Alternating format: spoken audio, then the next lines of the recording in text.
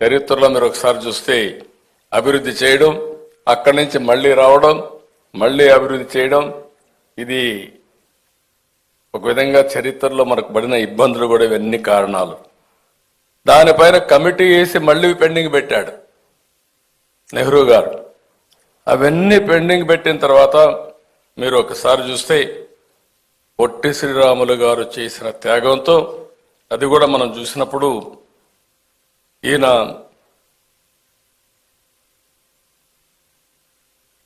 చాలా ఆ వ్యక్తిని గురించి కూడా ఒక్క నిమిషం మనం ఆలోచించుకోవాల్సిన అవసరం ఉంది. 1901 మార్చి 16న మద్రాసులో గురవయ్య మహాలక్ష్మమ్మ దంపతులకు జన్మించారు పడమటి పల్లిలో. ఆ పల్లి ఇప్పుడు కూడా మీరు చూసినప్పుడు ఆ డీటెయిల్స్ అని చూపించారు కానీ చెప్పలేదు. స్వాతంత్రం కోసం పోరాడారు.